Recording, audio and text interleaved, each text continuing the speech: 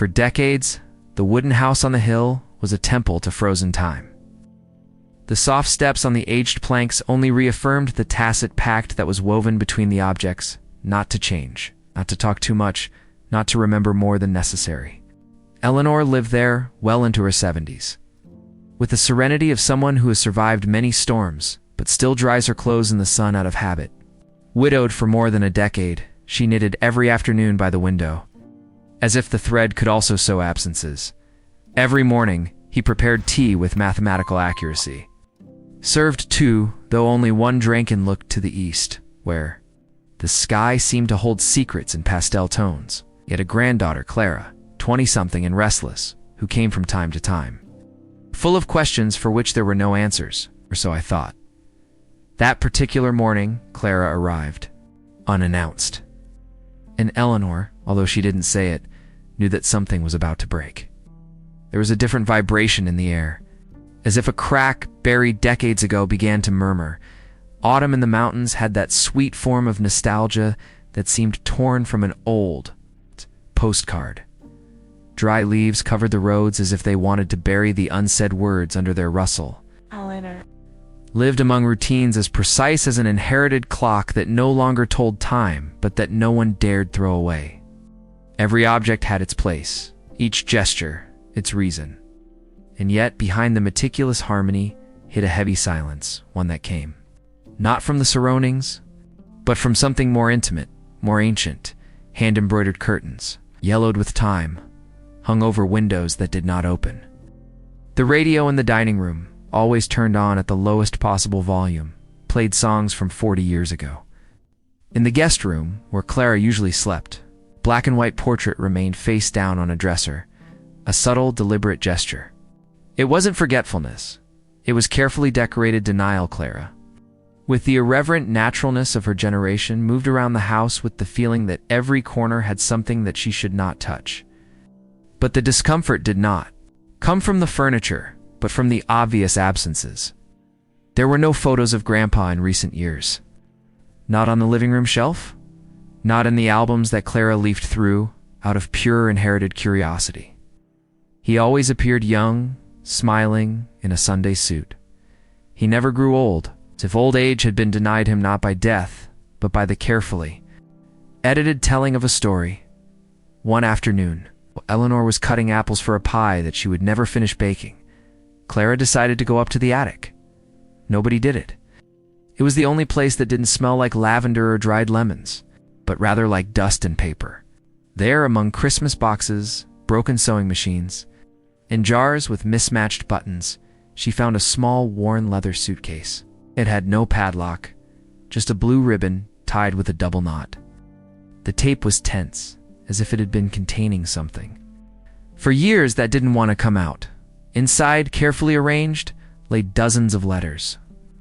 Some with ink smeared by humidity, others with handwriting so firm that it looked like it had just been written.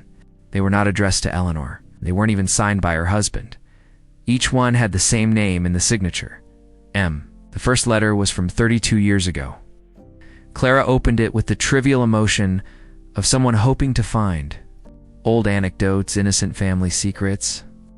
But the first sentence was enough to make the air in the attic become thick, as if the walls knew that someone was reading what was forbidden. The voice in the letters was neither that of a friend nor that of a distant cousin. It was that of a lover. One that did not speak of the future, but of escapes, of brief encounters in hotels with false names, of passions contained like fires in closed rooms. It spoke of the pain of not being able to grow old together, of the fear of being discovered, of a farewell that was never definitive. Clara read 5, 6, 7 letters, unable to stop. In each one, love was desperate, clandestine, fierce. And always, always, he addressed Eleanor. There was no doubt. The dates coincided with the grandfather's last years before his death.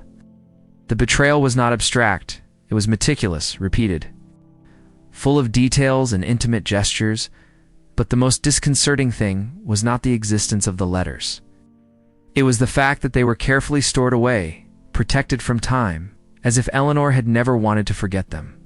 As if, Inside, he continued to feed that secret story, despite the public mourning, despite the silence, despite everything. When Clara came down from the attic, the sun was setting. Oh. Eleanor, sitting in her chair by the window, did not turn her face to look at her. I continued knitting. But his hands, for the first time in many years, trembled slightly with each stitch. Clara didn't say anything. Neither did Eleanor. But between the two, a tension that did not belong to the present was installed. It was an old force from decades ago, reclaiming its place in the room. A truth had broken through. She was not willing to sleep in the dust of the attic again. The night fell on the house like a heavy curtain, without drama, but with an almost liquid thickness. There were no words, only the automatic sequence of gestures shared for years. The kettle on the stove, the slow steps. Down the corridor, the table set for two. But nothing was the same. Sometimes, daily rituals, when emptied of certainty, become theatrical representations of an intimacy that no longer exists. Eleanor did not ask if Clara had gone up to the attic. That day, I didn't need to do it. Her granddaughter's eyes were different, as if they carried a memory that did not belong to her. Clara was not confrontational, but she did not hide the change in her gaze either. Something between them had gone wrong, something irreversible. During the night, Eleanor couldn't sleep. The clock in the hallway marked the hours with a cruel constancy, as if measuring not only the present time, but the 30 years of secrets now exposed. In the darkness of his room, he once again felt that weight in his chest that he had learned to tame, like someone living with a wild animal that can never be turned away, had loved.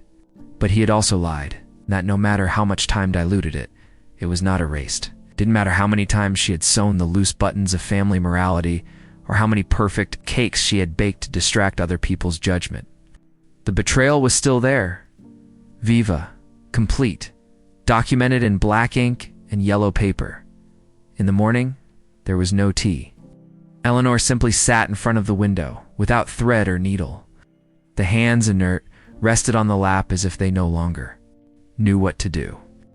In his mind, the letters returned one by one, not as texts, but as living photographs. The hotel with mustard-colored walls, the aroma of cheap coffee, the guilty murmur of distant trains. It hadn't been an adventure. It had been love. But that didn't make it any fairer. Not even easier to explain. Clara, for her part, walked around the house in mute bewilderment, discovering that someone you deeply admired had also been able to lie for years. Does not break love, reconfigures it, fills it with cracks where doubt enters. Who really was that woman who raised her gently?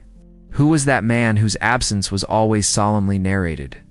How much of your family history was real and what was just carefully curated scenery? During breakfast, neither of them touched the bread. The silence had texture, density. It was not a temporary discomfort. It was a minefield of barely contained emotions. In the kitchen, on the counter, Clara left one of the letters. The most intimate. It was the driest, the most painful. The one that talked about the final farewell. The one that implied that Eleanor had chosen to stay, therefore he had chosen to lie. Eleanor saw it. She didn't touch it. But he knew that. His time of invisibility was over. Somewhere inside her, a small part, very small, felt relief. He had lived 3 decades with a heart divided between guilt and memory, and now, at least, the trial began. Not that of God, nor that of society.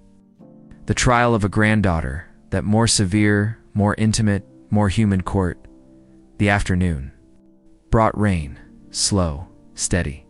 The kind that doesn't clean, but fogs up enough so that nothing can be seen clearly. Eleanor sat there all day, and when Clara went for a walk under the gray sky, he didn't stop her. He knew that every step he took would also be a way of walking away from the woman he thought he knew. In the silence that followed, the house seemed to whisper. Every corner, every crevice, every object kept a part of history.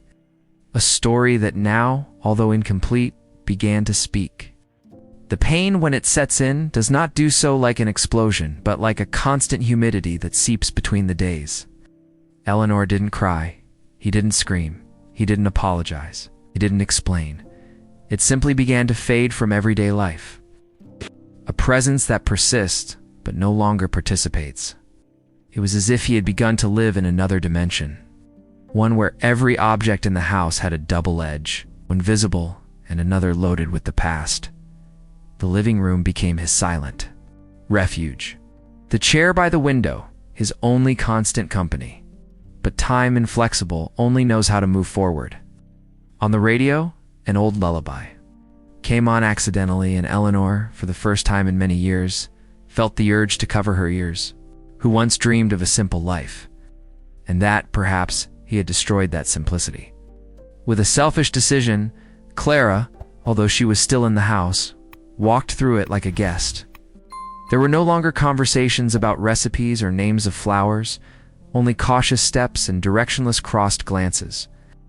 At night, the granddaughter read each letter, silently writing down dates and places. It was as if he were trying to reconstruct the emotional map of a woman who suddenly seemed unknown to him. Clara's curiosity was not morbid. It was existential. I needed to understand so as not to hate, or maybe to decide if he wanted to hate. It was on one of those gray days when the old man appeared. He was not a stranger. He had lived his entire life 3 houses down, although almost no one noticed. His name was Harold, but few called him that. Most knew him as the one with the crooked cane. He went out every afternoon to walk down the street with his brown hat and wool coat. He and Eleanor had shared brief greetings for decades, never reaching the level of confidence. As if his bones, old and wise, sensed that something had broken in that house. Eleanor saw him from the window, standing still, holding his cane. The man said nothing, but his presence was an uncomfortable reminder. There were silent witnesses to every life. People who watched the years go by and who, even without knowing the details, understand the burden that a soul carries on its shoulders. That night, Eleanor dreamed about trains. Not with her lover, not with letters, not even with her husband. He dreamed of trains stopped in the middle of the countryside, with passengers getting off and not knowing where to go.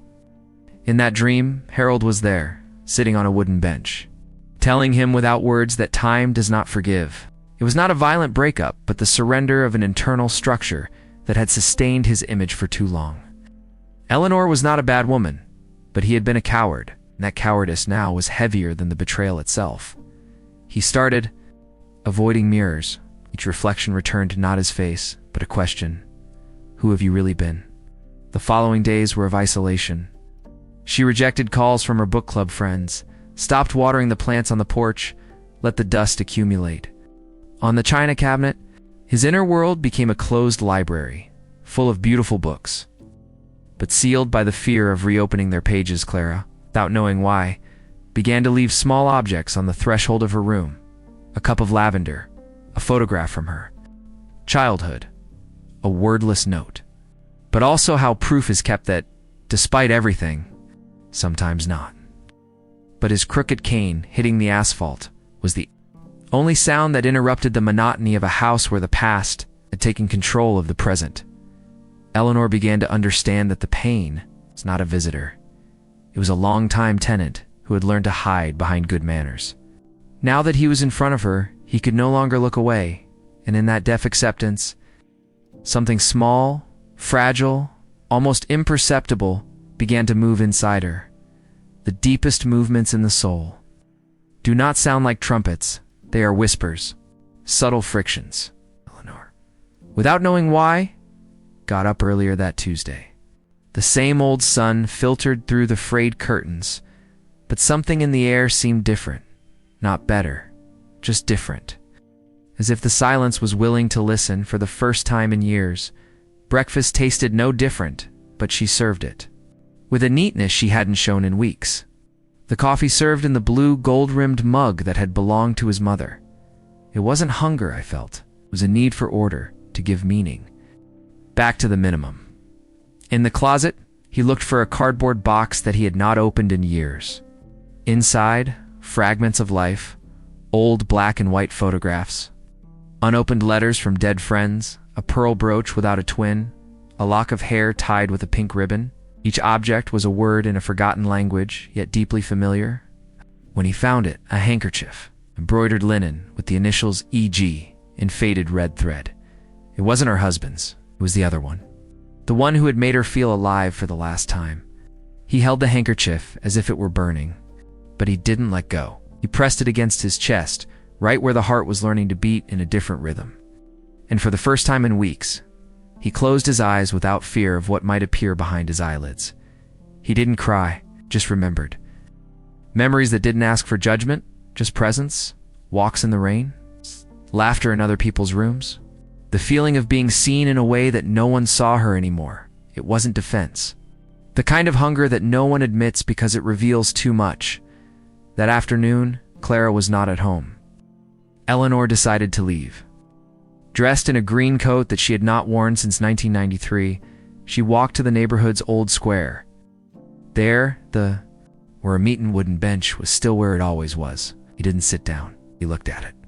And as he did so, he felt like he was looking at his own youth in ruins. The place where he had waited for letters and where he had sometimes read them immediately. Other times he had broken them without opening them. In the distance, Harold, he just tipped his hat. Eleanor nodded with almost military discretion. At dusk, she took an apple pie out of the oven that she had no intention of eating. The smell filled the kitchen, and for a moment, it seemed like time was turning back, as if the home could remember what it once was, warm, full of laughter. With breadcrumbs on the tablecloth and voices that were not afraid to raise their voices, nostalgia is not the enemy of the present. But when mixed with guilt, it creates a kind of poisonous alchemy. Eleanor knew it. Therefore, every small act of that day breakfast, the walk, the cake, was also an atonement. Not from the betrayal, but from the silence that came after.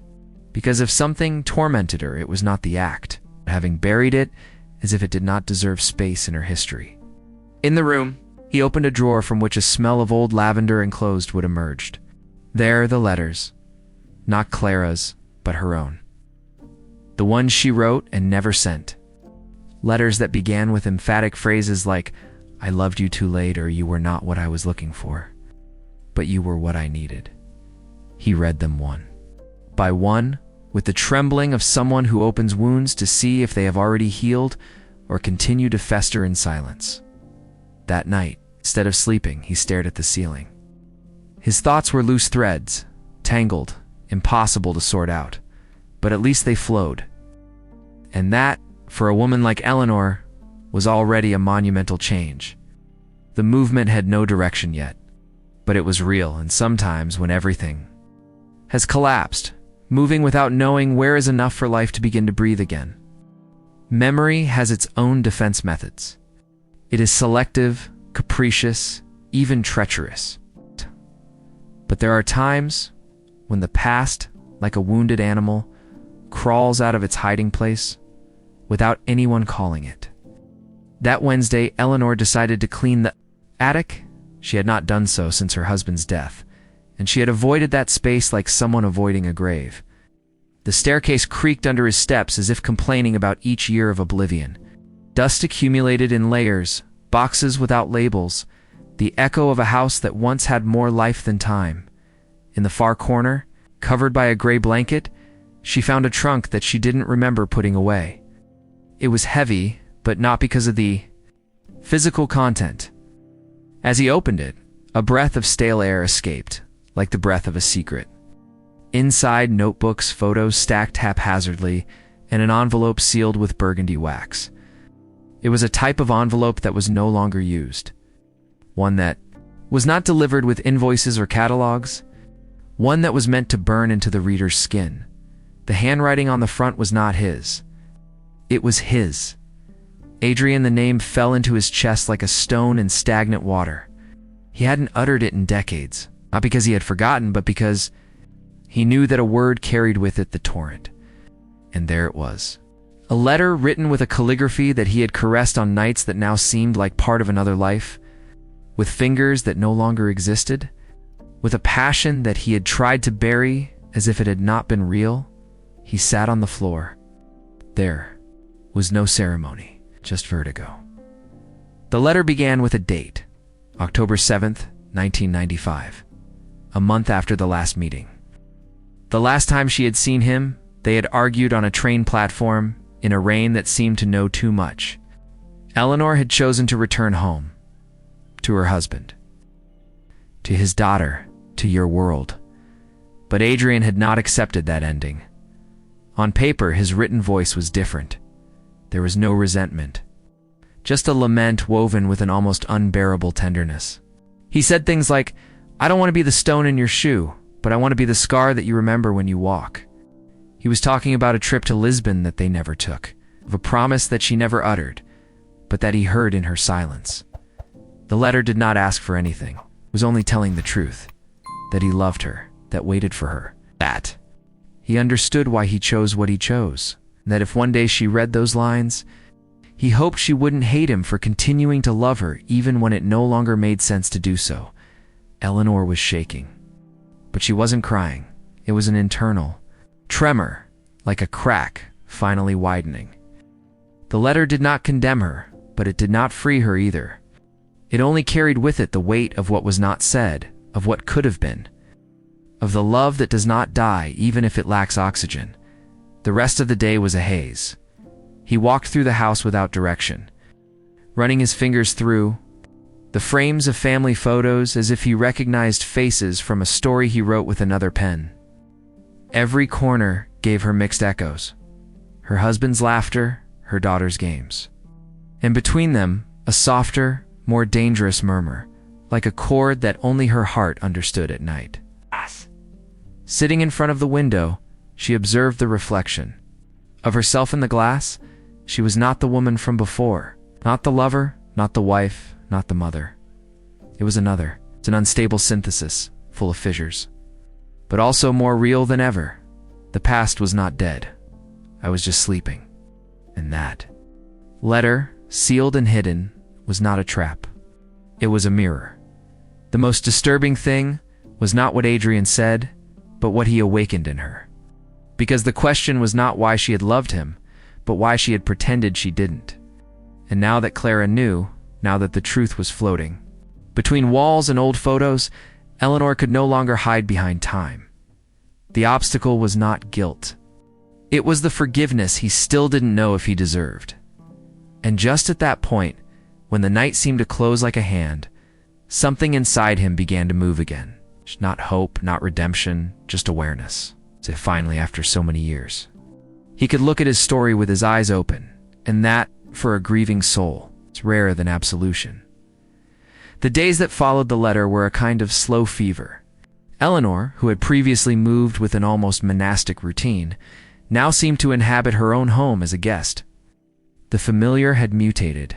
The pendulum clock was ringing louder. The smell of coffee had notes I had never noticed before. Objects seemed to look at her with a raised eyebrow. That concern did not ask for solutions. I asked for movement. Something, anything that would answer the question he still didn't know how to ask. It wasn't regret. It was a hunger for meaning, and that's how the idea of looking for Thomas appeared. I hadn't seen him in over 20 years. He was Adrian's brother, the only possible link to an interrupted story. He didn't know if he was still alive, if he lived in the same place, if he even remembered his name. But that afternoon she took the car, a discreet dress, and the courage she reserves for funerals. The town was the same, but it wasn't. The streets had the same curves, but not the same smells. The trees taller, the facades more discolored. As if time had continued without her, without looking back.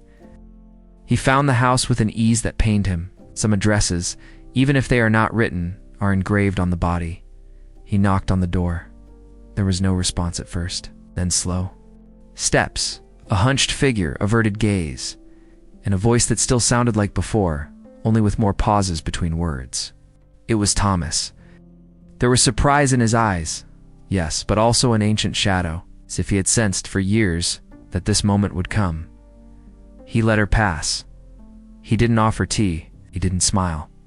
He sat in front of her as if he were receiving a witness, not a visitor.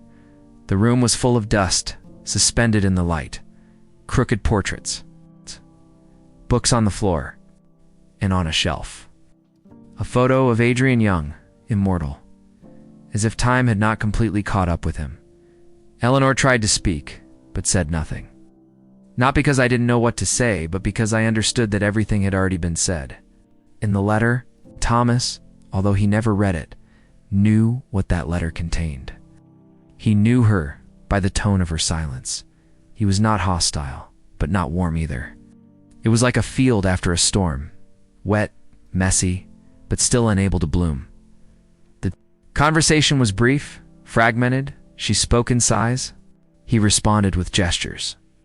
Some sentences slipped by, but none reached the end. There were no explicit reproaches. Just casual mention of the last Christmas they spent together, the day Adrian decided not to return from the trip. A look that suggested more than it said. A long pause after the word decision. Eleanor felt that something in that house was still alive, and it wasn't Thomas. It was the echo of an incomplete love, of a farewell that was never closed. And although he didn't say he missed him, Thomas knew. And although she didn't say she loved him, the air screamed it. As he got up to leave, he noticed a disturbing detail. In the corner of the room there was a box of letters open.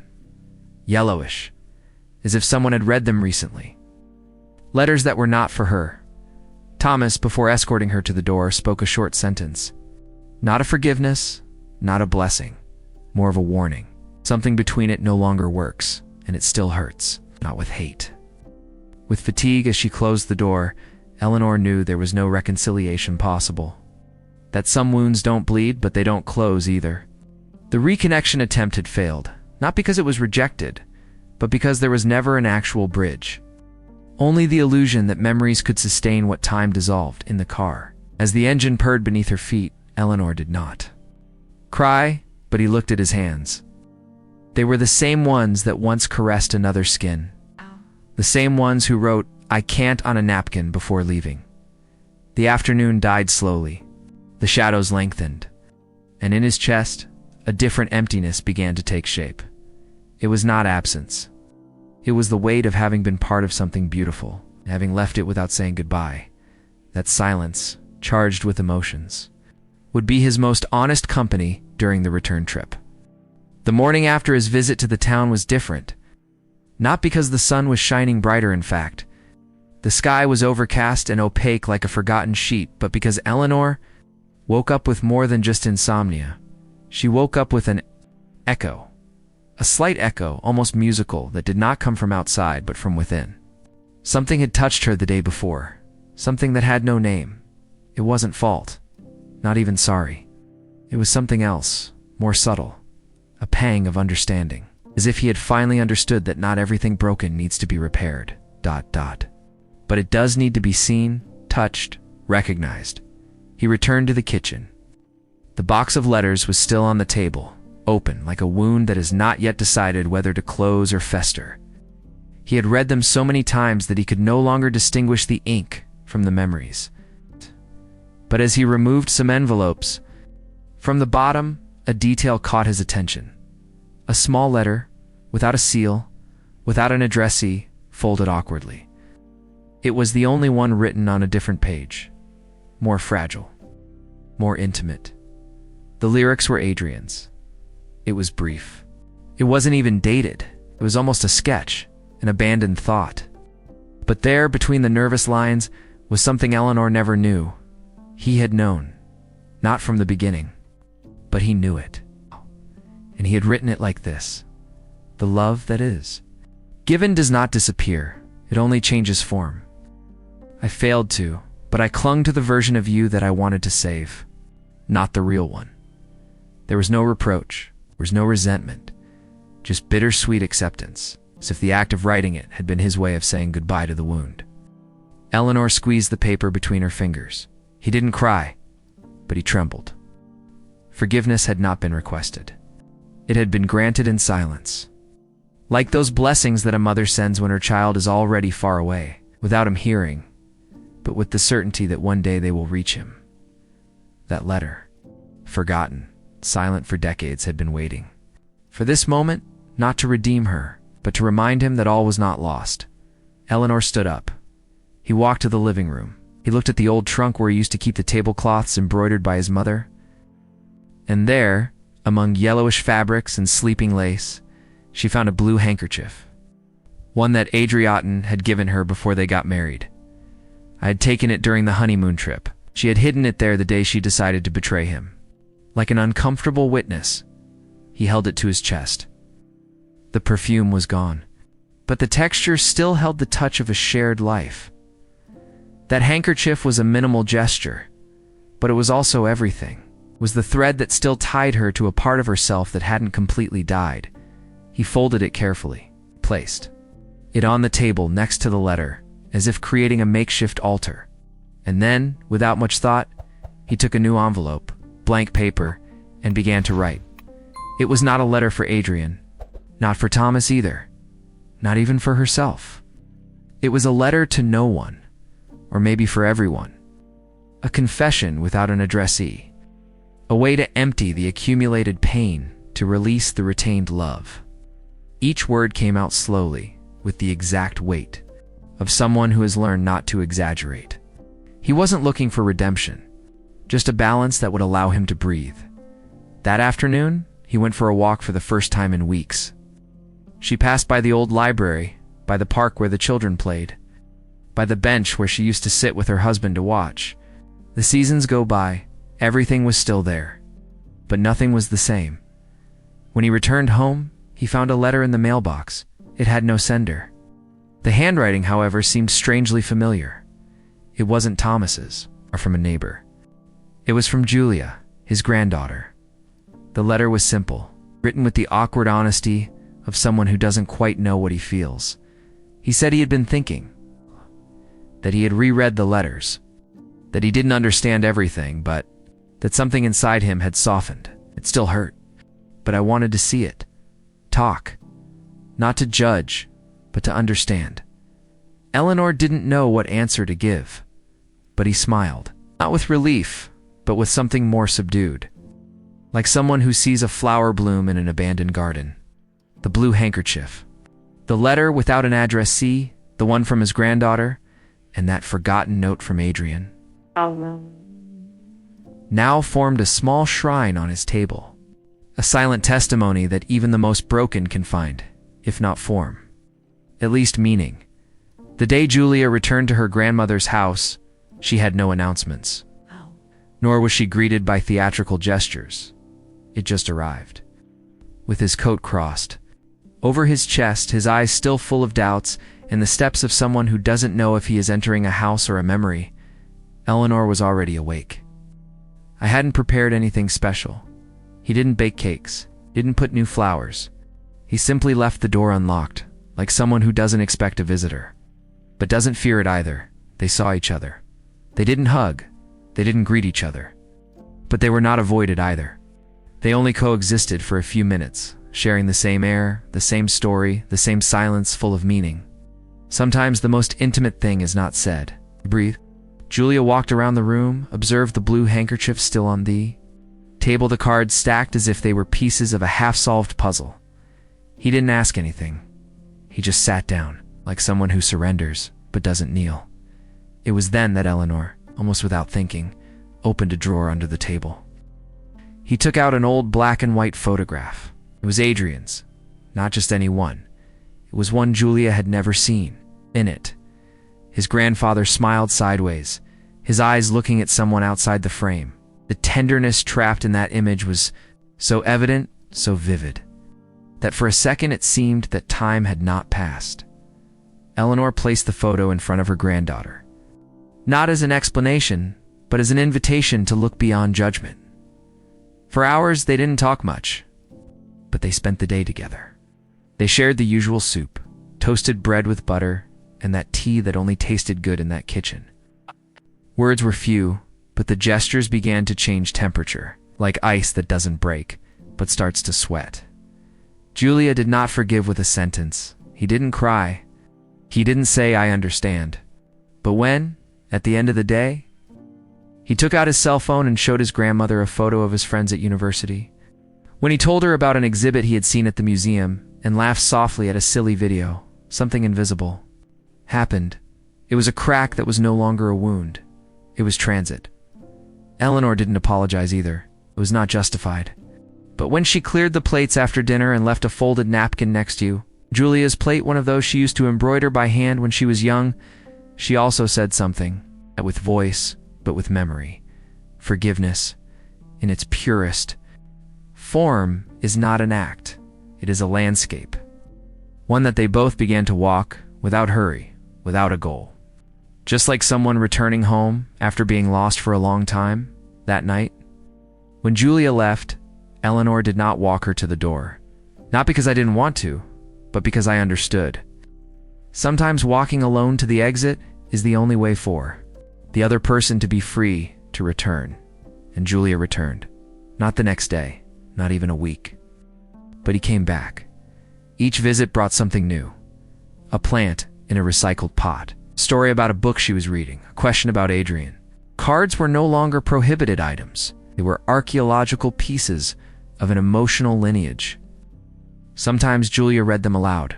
Others, he simply held them. Like someone caressing a scar that no longer hurts, but still feels.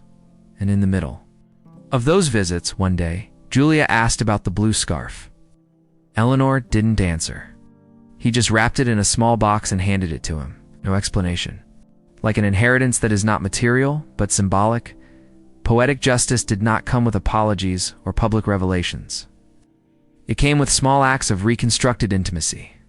With the way Julia began to imitate certain gestures of her grandmother, with the way Eleanor began to ask about her life without invading her. One afternoon, Julia left a letter on the table. He didn't give it to her, he just left it there. Inside, there was only one sentence. The story was not perfect, but it was ours. Eleanor read it alone. He closed his eyes. And he breathed. It wasn't redemption, or absolution. It was something more valuable. It was continuity. The month of November brought with it a particular slowness. The air grew thicker, the shadows longer, and the silence in Eleanor's house began to take on an almost tactile weight. It was not sadness that lived in her, but a kind of ancestral pause, as if time was holding its breath before letting out a secret. One day, in the midst of that stillness that precedes formless changes, a letter arrived. This time, they were not words from the past written in faded ink, but a new white envelope sent by regular mail. The usual postman brought it, with his indifferent walk and his routine intact. Eleanor didn't recognize the sender, neither the last name nor the city. Inside, firm and contained deed, a lawyer notifying that a piece of property up north, a small cabin next to Lake Algonquin, had been legally transferred into his name. The donor, Nathaniel Boyd. It took Eleanor a while to process the name, Nathaniel. I hadn't thought about it for decades. He was a man who passed through his life like a whisper that is almost forgotten, but that leaves a persistent melody. She met him before Adrian, briefly, in a time when love seemed like a right more than a decision. Nathaniel had been an ephemeral refuge, a correspondence of glances more than words. They never confessed anything important to each other. They never made promises. But there was a moment, just one, when Eleanor told him about her dream too. Have a log cabin, with a fireplace and a bookshelf full of books. Nathaniel barely smiled. He didn't say anything. Years later, when she met him by chance at an exhibition, already married to Adrian, they pretended to not know each other. A brief crossing, a cold greeting, nothing more. Until now, the cabin was real. And it had been there for years, registered under a corporate name that hid the true owner. Eleanor never looked for her. Nathaniel never mentioned her. But the memory of that innocent confession, lost on any given afternoon, had endured in him. With a secret loyalty, sometimes the most generous gestures are born from the quietest loves. Eleanor didn't quite understand it. Why now? Why her? Perhaps because there are debts that are not paid with words, but with gestures that survive the presence. Perhaps because Nathaniel, knowing that he would not be the protagonist, chose to be an epilogue. Meanwhile, Julia, without knowing anything about that story, discreetly organized a cleaning in the attic. A way to help, to share the weight of a house full of accumulated time. It was she who found the rusty metal box among some old blankets. Inside, more cards. Not from Eleanor, not from Adrian, but from another woman. An unknown name, someone who, from the tone of the words, had loved Adrian before everything. Julia did not show them to her grandmother. Not because of cowardice, but by intuition. Some truths are like closed doors with dried flowers in front. To open them is to risk awakening sleeping ghosts. Instead, he guarded them carefully, the way you guard a fossil, not for what it reveals, but for what it represents. And in the middle of it all, Ilona went alone to visit the cabin. He didn't say anything to anyone. She only packed a small suitcase, boarded a morning train, and let the journey take her, like someone returning to a place she has never been, but that she has imagined her whole life. The cabin was there, intact. Aged wood, a fireplace in the center, large windows that looked out onto the lake. Upon entering, he found an empty shelf and a short note. Written in the handwriting he remembered, what was promised, though never asked, remains. Eleanor didn't cry. He didn't smile either. She simply sat in front of the fireplace, placed her hands on her knees, and felt something inside her, something that had no name or urgency, quiet sometimes. Life gives back what we offered without realizing it. Sometimes what seemed to have happened in vain was just taking the long way around to get back. And in that cabin, far from everyone, Eleanor understood that not all loves have to be lived to be real. Some just need to be reminded. Eleanor's return from the cabin brought no great declarations. There were no longer hugs or different looks, but there was something in his way of walking, lighter, as if an invisible weight, not physical, but ancestral. Been left behind, perhaps among the trunks of the forest, perhaps among the unspoken words of an already dead man. Julia noticed it. Grandma didn't need to speak. There was something in the way she served the tea, folding the tablecloths, looking out the window with an unexplained serenity that spoke of an inner reconciliation that had not yet been shared, but already existed, and yet there was still one last unsealed crack. One afternoon, when the autumn wind was blowing dry leaves against the walls of the house, Eleanor found an open envelope on her desk. Ow. Julia had left it there, deliberately, not out of carelessness, but like someone who places a truth on the table and leaves silently, without demanding anything in return. They were the letters. Those of that anonymous woman written to Adrian long before Eleanor met him, signed simply, with the initial M. The tone of the words was not one of forbidden passion or resentment. It was one of abandonment, of nostalgia, of a tenderness still alive that did not know how to die in time. Adrian never responded. That saved them. All Eleanor didn't cry. But that night, he didn't turn on the lights. She sat in front of the window and let the darkness embrace her as she read quietly, just to her. Each word carried with it a version of Adrian that he had never met. Younger, more vulnerable, capable of being loved by another, of doubting, of staying silent for fear of hurting. And then he understood. He also remained silent, not as a strategy, not like cowardice, but as someone who recognizes that not all pain must be inherited. He knew, perhaps too late, that some truths only destroy, without building, and that's why he didn't respond. And that's why he never spoke. Eleanor now didn't hate him for that.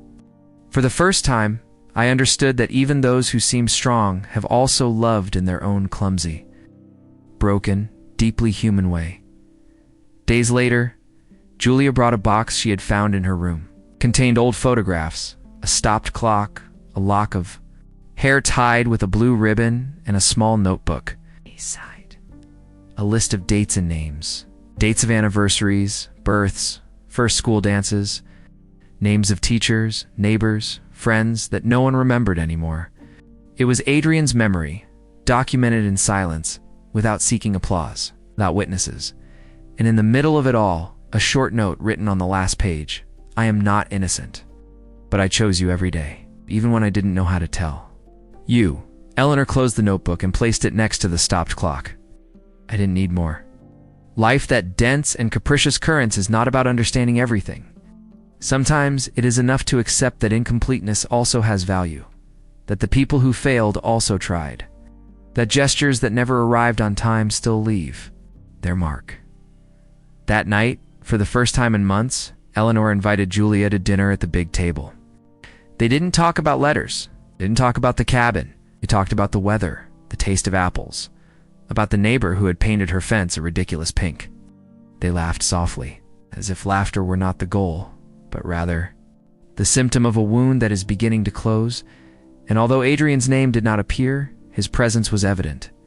It was in the soup served with precision, in the candle lit with intention, in the silences that were no longer tense, but comfortable. The villain, now, was no longer one. He was just a man, like everyone else. Winter was timidly announced, barely hinted at by the changes of light on the kitchen counter. The house had not changed.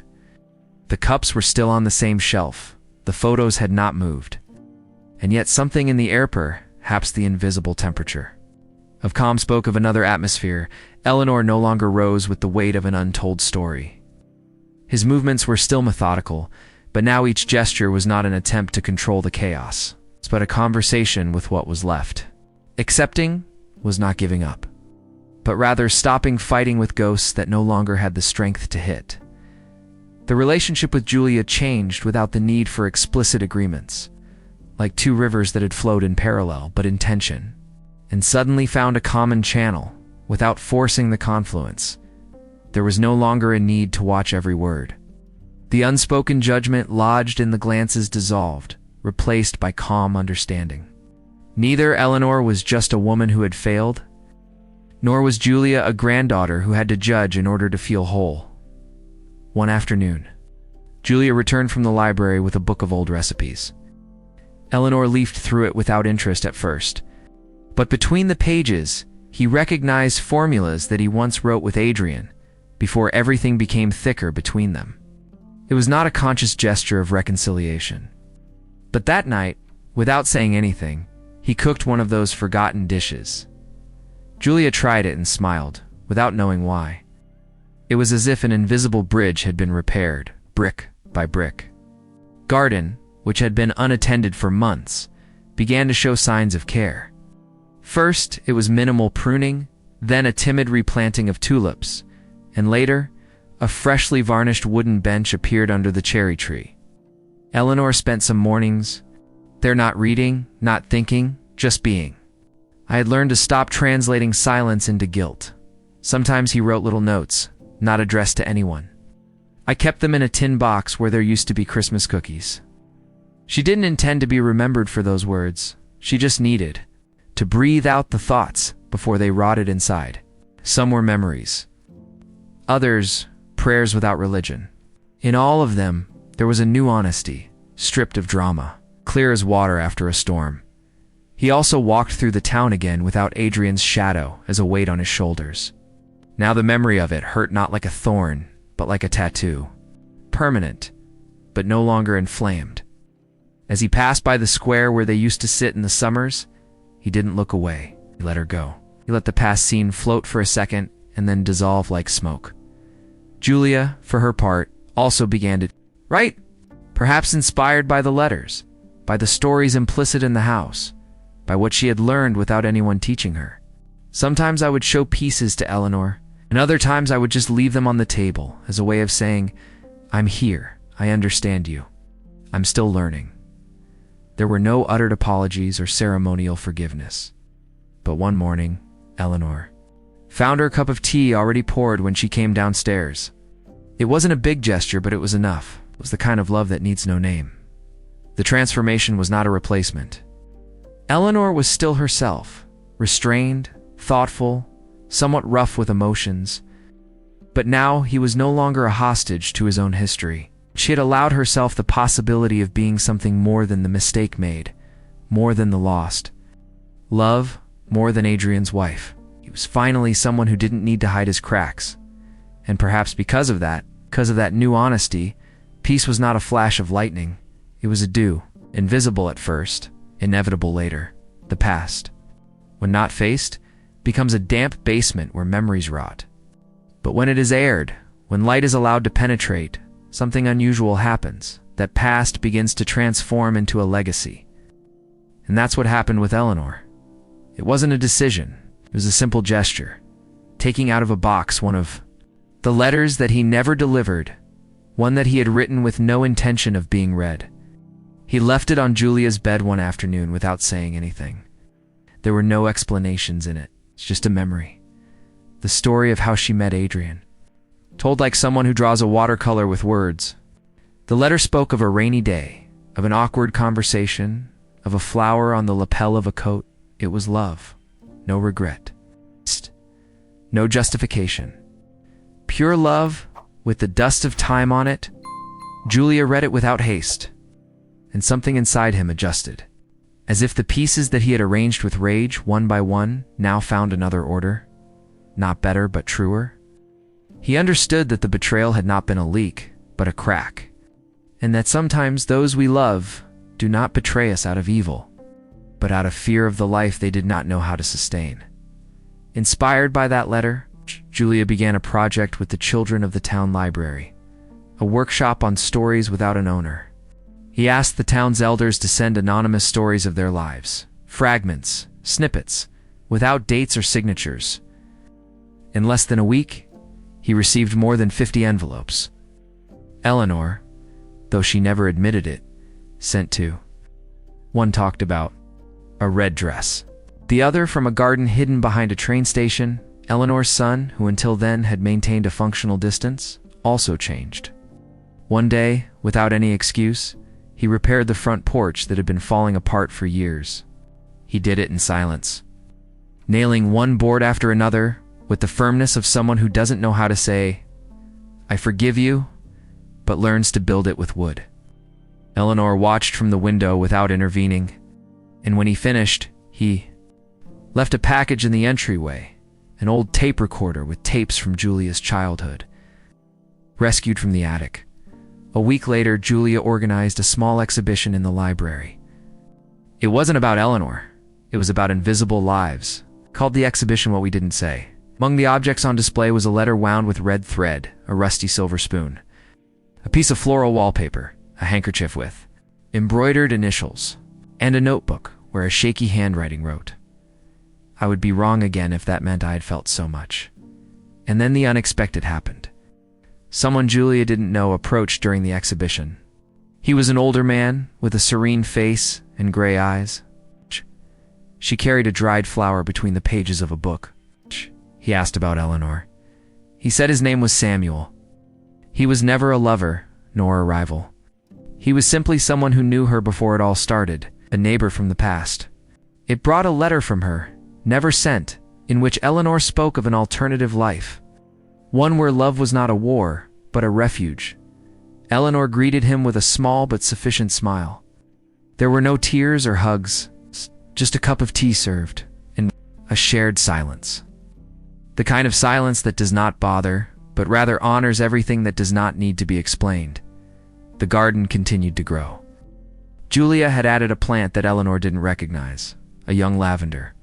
When asked why, Julia simply pointed to a phrase written in pencil on the base of the pot, so that the memory smells good. Nothing was ever the same again, but there was no need. The past was not erased. He was honored. In the process, it stopped being a prison and became a path.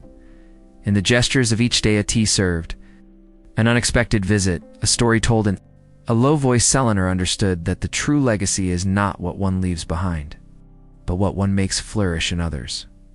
One morning, neither cold nor warm, Eleanor went out into the garden with a cup of coffee trembling between her fingers. The air had that smell between wet earth and sleeping firewood that announces the end of winter.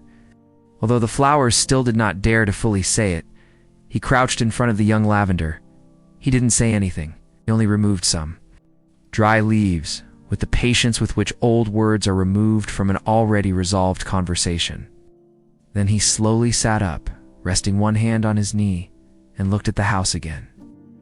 Not on the outside, but on the inside.